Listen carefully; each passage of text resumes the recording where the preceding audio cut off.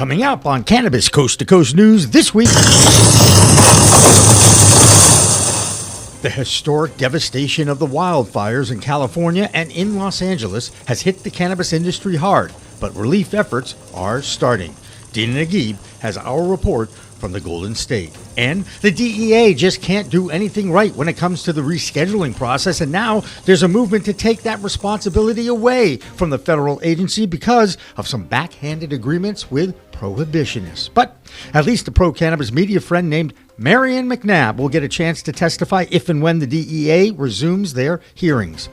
DoorDash isn't just available for food delivery in some states. You can use that service now to deliver your THC-infused beverages and CBD products. And did New Jersey get their cannabis legal market rollout right? There are now 47% of social equity applicants running legal cannabis dispensaries in that garden state. All that and state-by-state cannabis reports on Cannabis Coast to Coast News with Alaina Pinto. Next.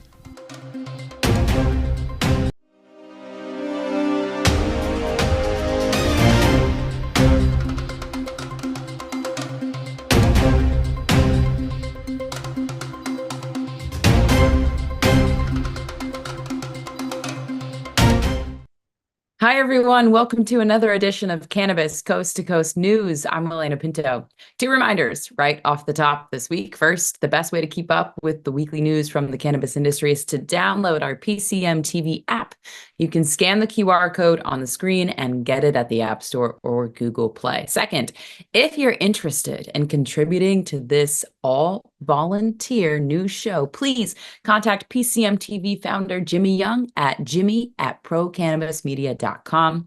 People who are already involved in the cannabis industry are urged to contact him. We value your insight on what's impacting your business. Jimmy is an award-winning, an Emmy award-winning talk show host and a college instructor for on-camera performance. He's a great teacher and will train you to join our team of correspondents who document the fight to end cannabis prohibition in our show every week. Now to news. First up this week is the California wildfires in LA and the Southern California coast. These fires continue to burn, and this week, those Santa Ana winds that reached hurricane-force speeds spread and caused mass destruction of many neighborhoods and businesses in the greater Los Angeles area, and that includes many cannabis businesses. The death toll has reached 11 people, with the latest evacuations from the LA suburb called Brentwood. Now, many celebrities have lost their homes in that area, including Billy Crystal, Paris Hilton, Ricky Lake, Mandy Moore, and Jeff Bridges, just to name a few. But with more from that region, here's our California correspondent, Dina Naguib. I'm Dina Naguib, Principal Consultant at Grass Goddess Consulting, reporting in California for Cannabis Coast to Coast News. Southern California cannabis businesses are grappling with the latest wildfires, which have burned over 35,000 acres and prompted widespread evacuations around the Los Angeles area.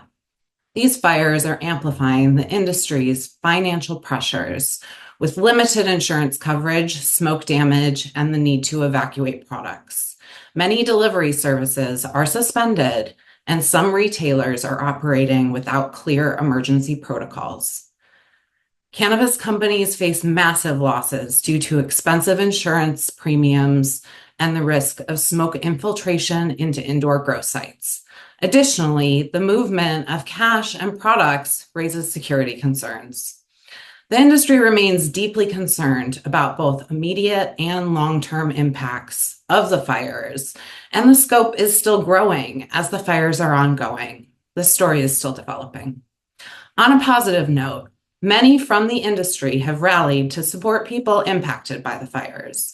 Numerous companies have offered shelter, set up donation sites, and collected monetary donations, showing how the cannabis industry comes together for community. That's it for California. This is Dina Naguib for Cannabis Coast to Coast News. President Biden and California Governor Gavin Newsom have declared a disaster in that state and are trying to get as much relief as possible to that area. If you want to help out with your time or any donation, you can contact the American Red Cross at 1-800-RED-CROSS or 1-800-733-2767. You can also text the word CA wildfires to 90999 to make any donation at all. Two of the biggest celebrities who live in California and are legends in the cannabis industry are, of course, Cheech Marin and Tommy Chong, who both live in the Palisades region. Tommy Chong shared his thoughts after being inundated by caring, inquiring fans. Cheech's house is still standing, though his entire neighborhood is gone. No telling how long before they can get back in to assess any damage. And as far as I know, my house is still standing too. But man, Cheech and I are among the lucky ones. So many of our friends and neighbors have lost everything, entire neighborhoods, places where we've shared countless memories over the years, just gone. The devastation out here is hard to describe. Our hearts are with everyone who's been affected and with the incredible firefighters and first responders who are working around the clock to protect our community. Once again, that number, if you want to donate to the relief effort, is 1-800-RED-CROSS. Next up, the Arizona report with Karen Black, where that state wants to crack down on access to edibles by kids. I'm Karen Black from Greenfinger Consulting with the Arizona Cannabis Report for Cannabis Coast to Coast News. A troubling trend is emerging in the Grand Canyon state. A recent report revealed a significant increase in the number of kids needing medical attention due to accidental cannabis exposure. In Maricopa County, which encompasses the Phoenix metro area, the average number of calls to poison control centers for cannabis-related issues in children 12 and under have nearly doubled since adult use sales began in 2021. The main culprit? Edibles, which often resemble regular candies and snacks. The Arizona Dispensaries Association has been very active in the fight to keep our state's children safe from intoxicating cannabis products. Speaking of the Arizona Dispensaries Association, there are some fresh faces on their board for 2025. The new members, who will serve 2-year terms, bring a wealth of experience to the table. Michael O'Brien from Sonoran Roots will serve as president, while Truliev's Lauren Niehaus was appointed vice president. A complete list of the new board members can be found at azdispensaries.org. And speaking of Trulieve, the vertically integrated MSO expanded its footprint with a new dispensary in Maricopa, the city, not the county. A ribbon-cutting ceremony and grand opening celebration took place January 11th at the new store. The addition brings another cannabis outlet to Pinal County and expands Trulieve's Arizona presence to 22 locations. Also this past weekend, Tucson Doobie held another of its signature extravaganza events January 10th in the Old Pueblo. The affair combined cannabis, food, art, and education and featured a live glass-blowing demonstration. That's all for this week's Arizona Report. I'm Karen Black from Greenfinger Consulting reporting for Cannabis Coast to Coast News. Delivery services in legal adult states is nothing new in the cannabis industry, but now a major delivery service that is not a licensed service is getting in on the action, and that's DoorDash, the popular app that delivers all sorts of things to your door. Now, operating in adult use legal states, they will deliver THC-infused beverages from hemp. A tab on the DoorDash app says CBD, THC. And there's an electronic ID function embedded that will supposedly keep underage people from utilizing that service.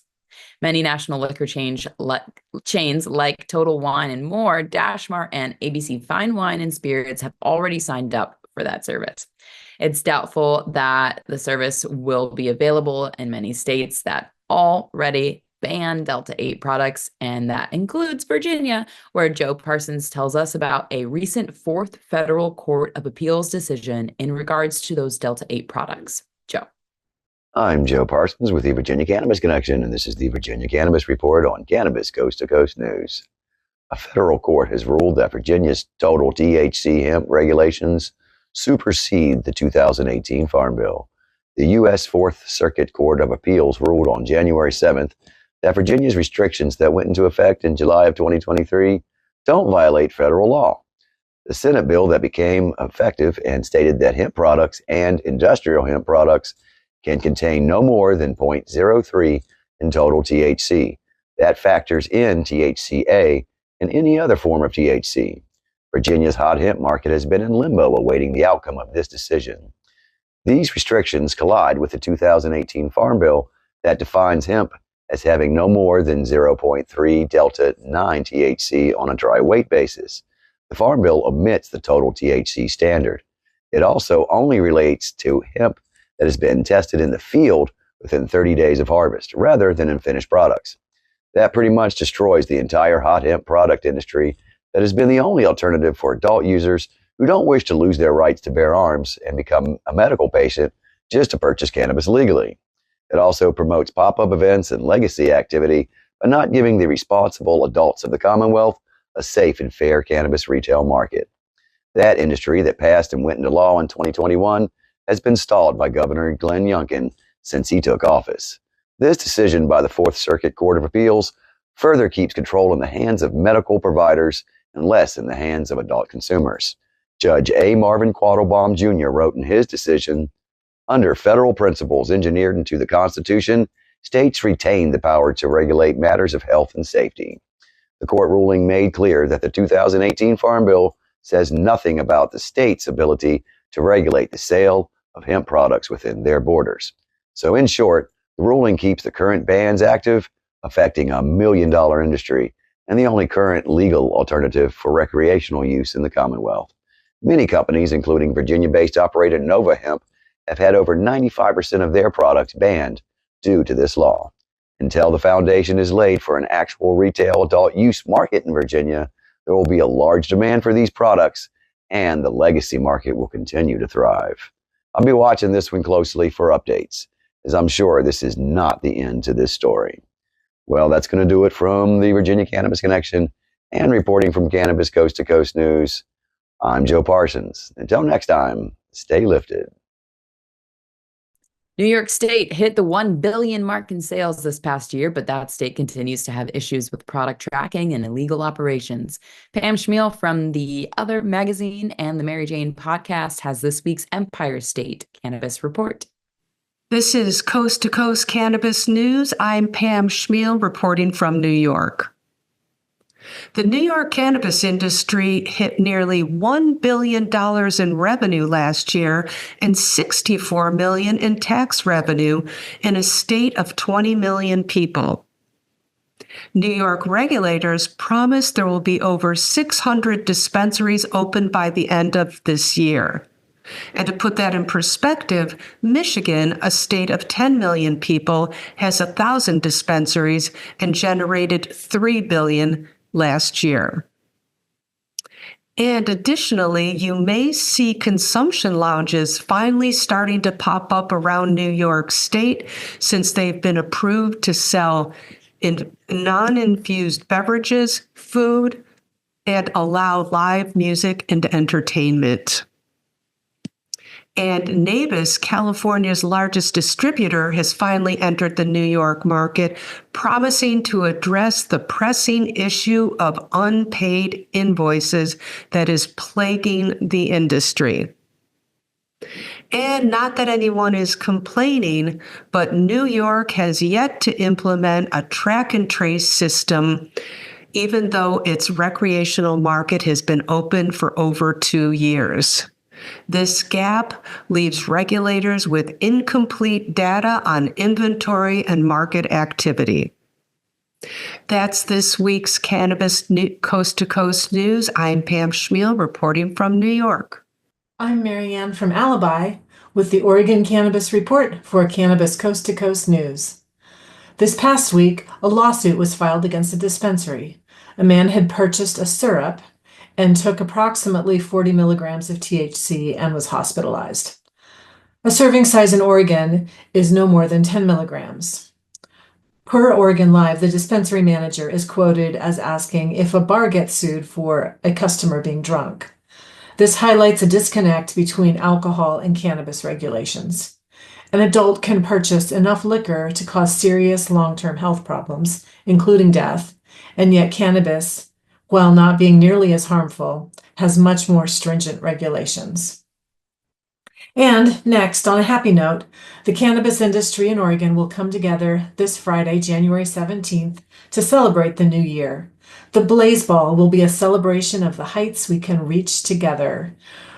Several hundred respondents are signed up, and we're excited to celebrate with everyone in the industry. That's the Oregon Cannabis Report.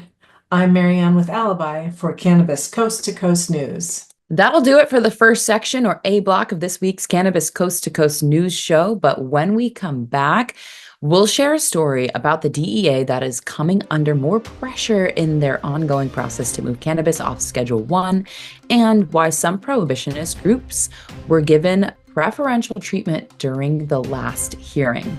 That and the other state-by-state reports coming up next on Cannabis Coast to Coast News. We'll be right back. Ready to take your craft to the next level? Imagine faster extractions, purer products, and more profits. Sounds good, right? At Pure 5 Extraction, we've revolutionized cannabis extraction with our game-changing technology. No solvents, no heat, just the cleanest, most natural process on the market. Whether you're a boutique grower or a large-scale operation, Pure 5 has the tools to elevate your business worldwide. Visit pure5extraction.com today. Pure 5 Extraction, because your plants deserve the best.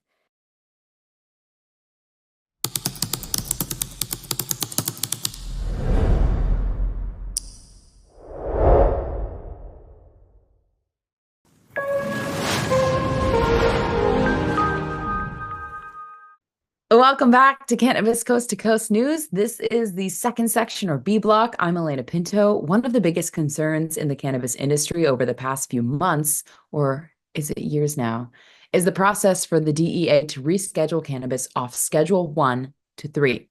That process started with the Health and Human Services recommendation to move cannabis off the most restrictive schedule of the Controlled Substances Act.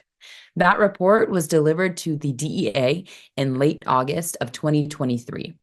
That's when delay after delay after delay started in this process. Now, even the delays are being pushed back further as everyone waits for the new administration to take over. There is some good news to report that if and when the DEA ever gets around to holding another invite-only testimony, one friend of pro-cannabis media will be on hand to lend her own expertise, research, and passion for cannabis as a medicinal product.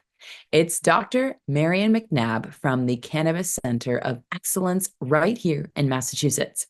McNabb has been named as one of 24 expert witnesses in the next round of hearings between January 21st and March 6th.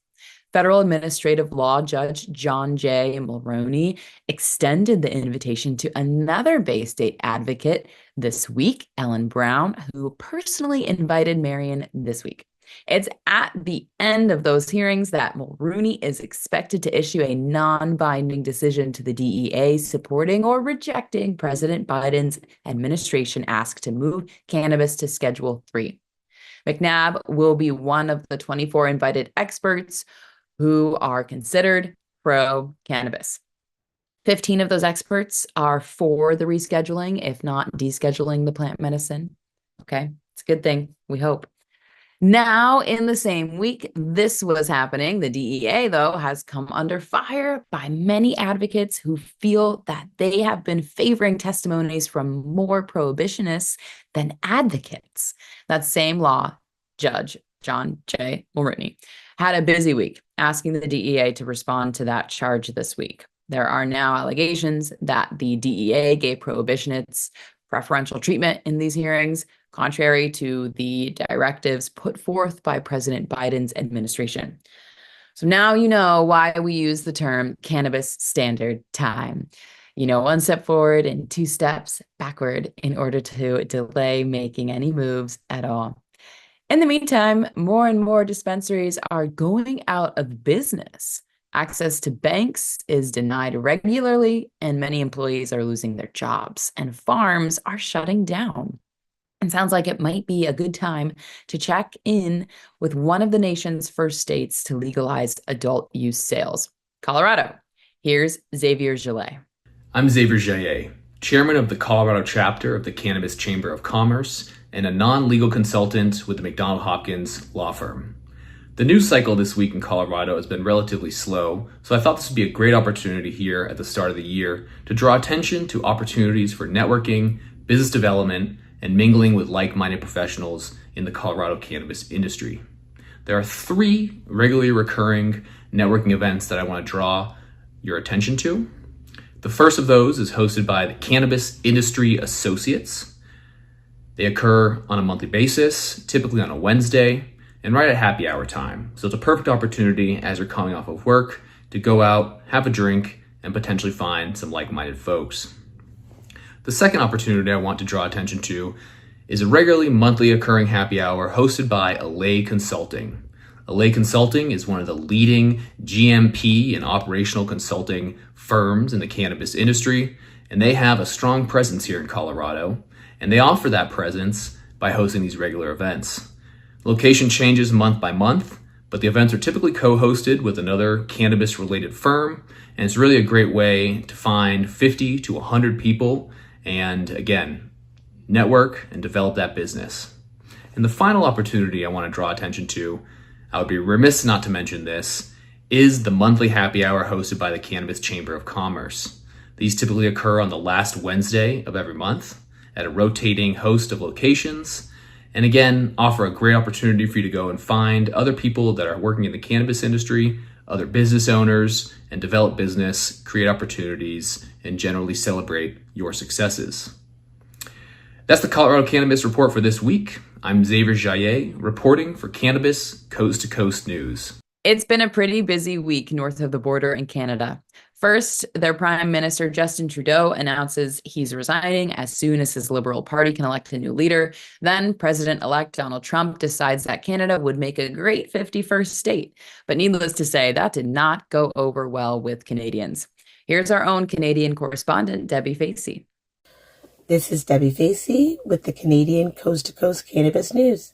So we have in Canada this week is Canada finally making it a little bit more easier for the small businesses and the businesses that have been having trouble successfully being within the industry a little bit easier when it comes to them entering and being able to transfer their licensing. This is going to be not only a positive for anyone that wants to enter the industry, but it's also going to be beneficial for anyone that wants to be able to take over a license and has the money to be able to do that. Next, what we have is Manitoba finally getting the go-ahead of being able to create and grow at home. This is something that they have been fighting for since legalization and is finally getting into play. This is going to be something that is not only beneficial for Manitobians, but for the industry as well, because the fact that now medical patients will be able to grow their own as well as recreational. So when it comes to the seed industry, it's always going to be a plus. This is Debbie Facey with the Canadian Coast to Coast News Report. Peace. I'm Doug Miller from High on Wall Street with this week's Cannabis Stock Report for Cannabis Coast to Coast News. Agrify Corp is selling its cannabis cultivation operation for $7 million to an investment firm affiliated with the company's former CEO, Raymond Chang. Chang said separating business segments will allow Agrify and the acquired cultivation operation to better concentrate efforts going forward. The stock price went from $2.94 on November 1st to over $84 on November 27th. And we went over it right before it reverse split in October.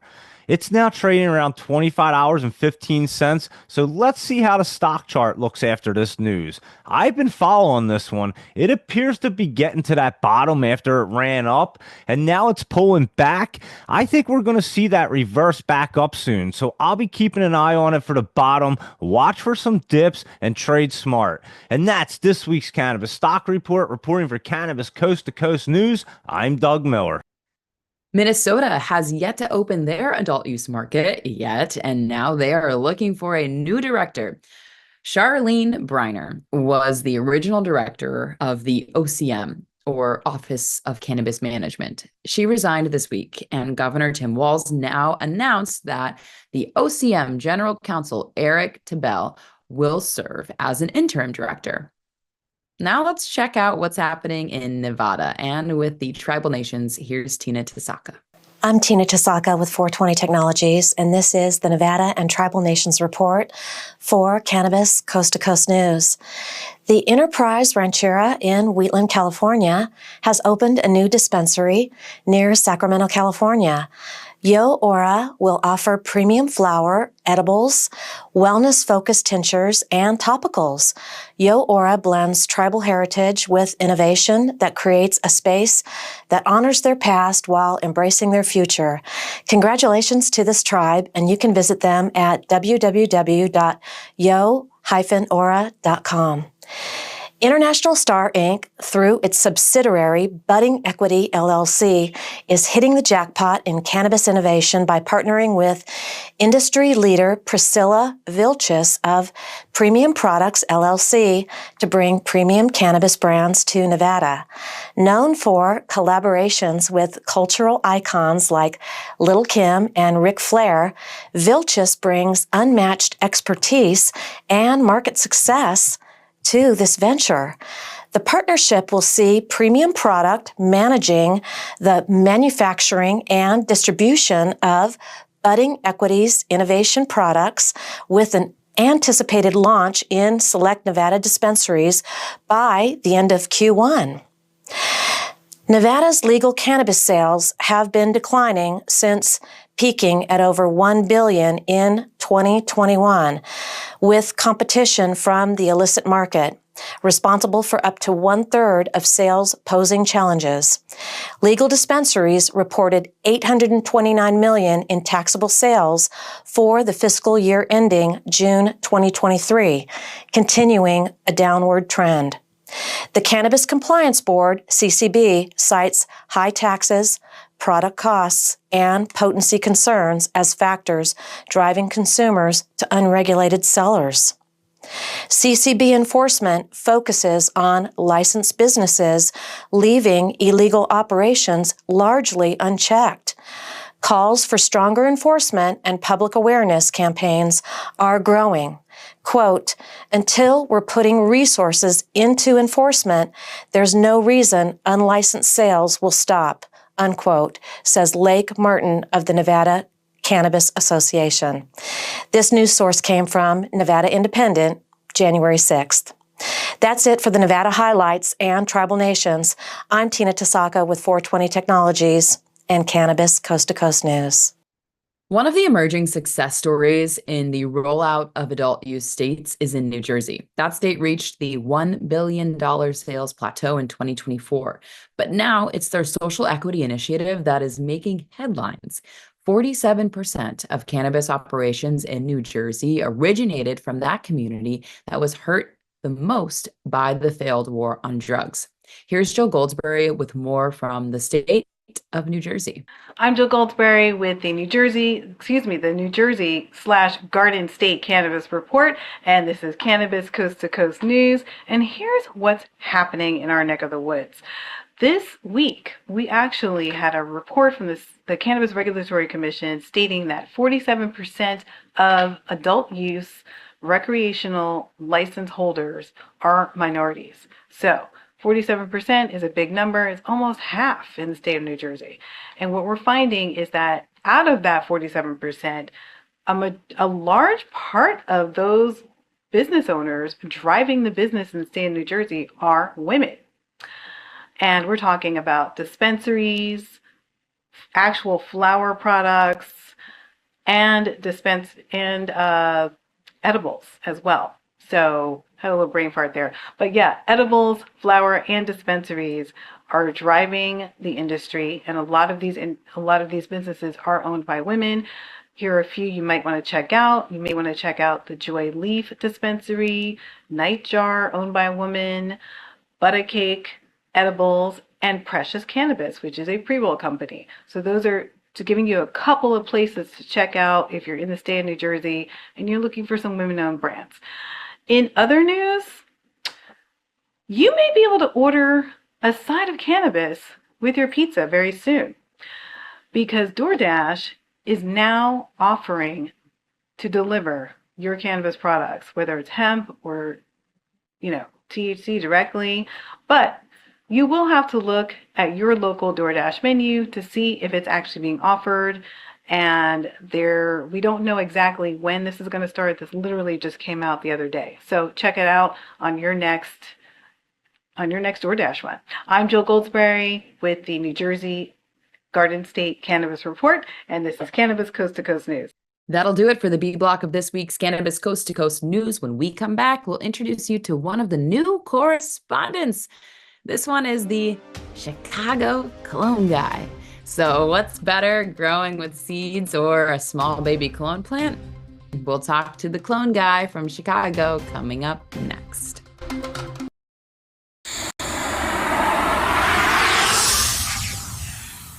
It's a whole new world of weed out there, isn't it? Everyone is learning new ways to titrate, ingest, consume, imbibe, and engage with this plant medicine we call cannabis. Now, let me tell you my cannabis story. I've had 4 major surgeries in the past 23 years and suffer from osteoarthritis with a variety of metal parts in my body and one on deck. Now, thanks to those chronic pain issues, I've been a medical patient in Massachusetts for almost 10 years now. I remember my first trip to a dispensary just outside of Boston, and I told the bud tender I didn't want to smoke it anymore. So I tried edibles, then tinctures, then vaping, and now if I'm going to smoke, I only use the Weegits filtration system. What? The Weegits.com, Weegits, that's weed, W-E-E-D, G-E-T-S.com, is where you'll find the planet's coolest product that cools the smoke from everyone's favorite flower. The guy that started this was a pretty good medical device manufacturer, and he created this maze pipe that cools the smoking process from 1300 degrees Fahrenheit upon inflammation down to just 90 degrees when it reaches your mouth. That's right, 1300 down to 90. That's why this maze pipe is amazing. Now, add in the code of PCMTV and you get 15% off. So just go to Weegits.com and check out the best way to enjoy a cooler smoke with less coughing and hacking and more peace of mind.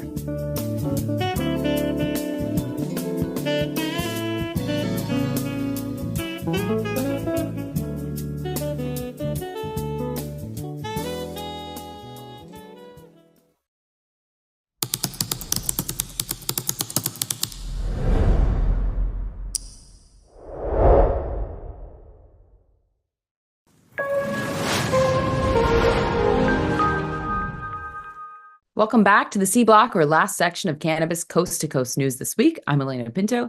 You could call this section the Midwest Roundup, with Michigan, Ohio, and Illinois reports.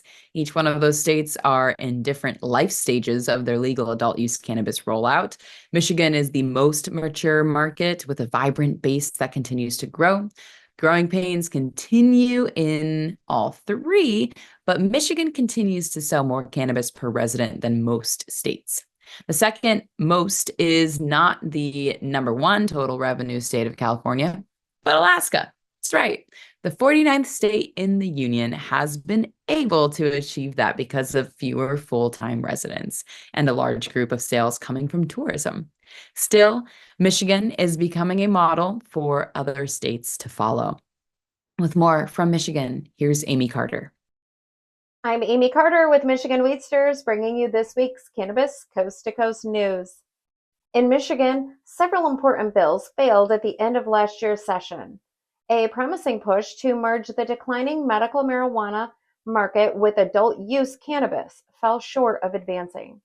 Additionally, efforts to establish a statewide marijuana reference testing laboratory hit a snag, as House Bill 5529 could not secure a full House vote. Another setback occurred with Jaden's Law, which was introduced for the third time in September 2023, but also died during last month's chaotic session. If passed, Michigan would have become the 11th state to allow pediatric patients access to medical cannabis while at school.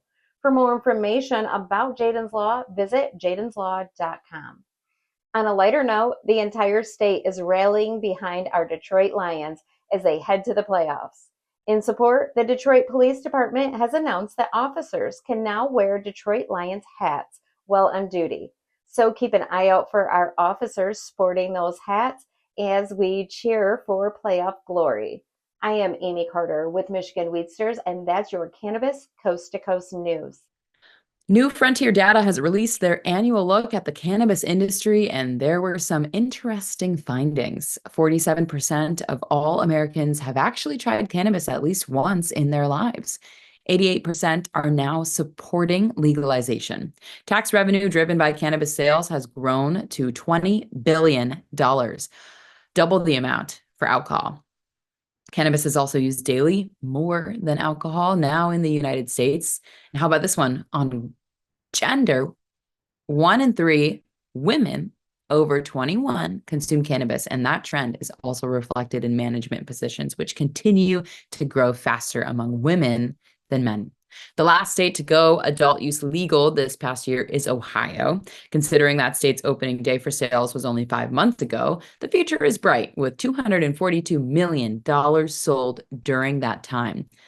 2025 should see more growth and some changes that could include that state's legislature banning all Delta 8 hemp-derived products. The Ohio Cannabis Report is sponsored by Yellow Labs, available in 40 dispensaries in that state. With more from the Buckeye State, here's Christina Brisson and a word from betterways2thc.com. Around Columbus, Sophia is a beacon of sensuality who embraces her sensuality and desires. Seeking to enhance intimacy, she tries Yellow Labs' TDHC Libido Mist. The mist ignites passion, awakening desires, and fostering authentic connections. Empowered by its effects, she embarks on a journey of exploration and intimacy.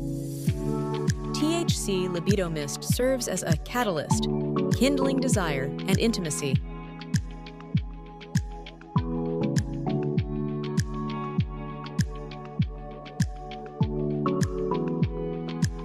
I'm Christina Brisson with Over the Top Renovations with your weekly Ohio Cannabis Report with Cannabis Coast to Coast News. In 2024, fatal traffic crashes linked to cannabis fell 30%.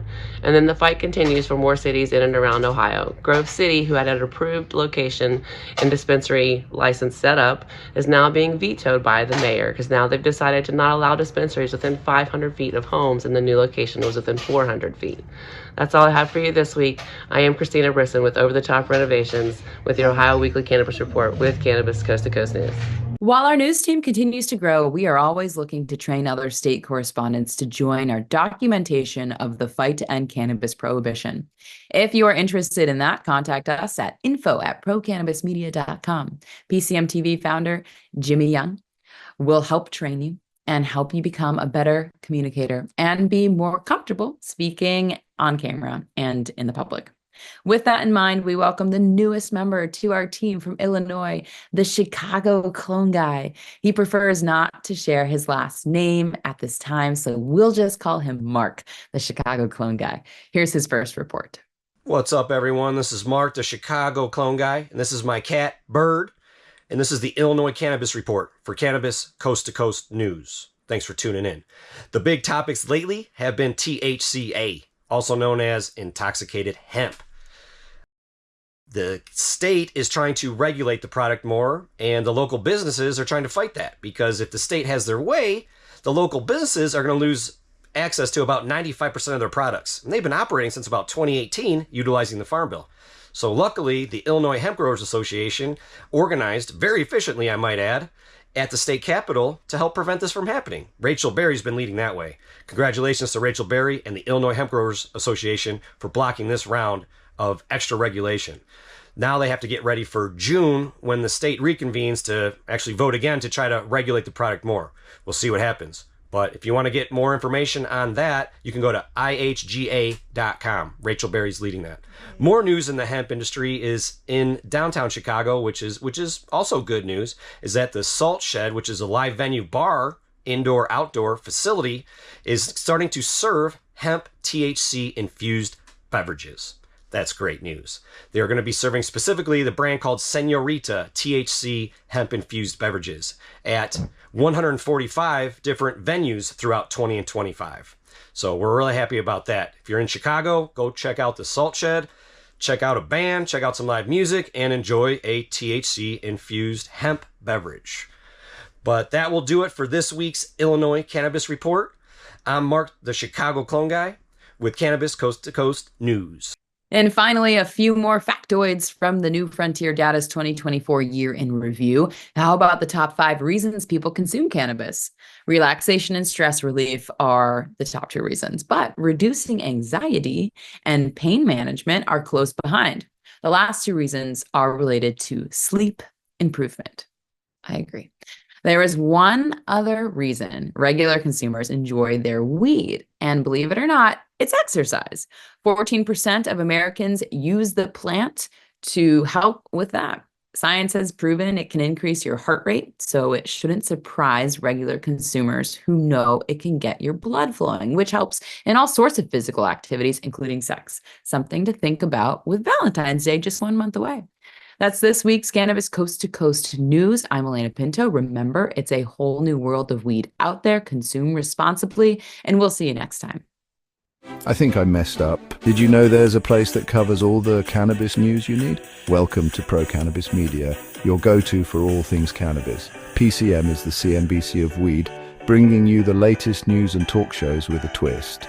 We've got 16 state correspondents and multimedia journalists from around the US and Canada. Hey everybody, it's Brandon Jones with Big Green Distribution with the Missouri Cannabis Report. I'm Karen Black from Green Finger Consulting with the Arizona Cannabis Report. I'm Amy Carter from Michigan Weedsters. Andrew Behringer here reporting from Washington, D.C. Stevie Fazy with the Canadian Toke of the Week. It all started back in 2018 when founder Jimmy Young kicked off the In the Weeds podcast.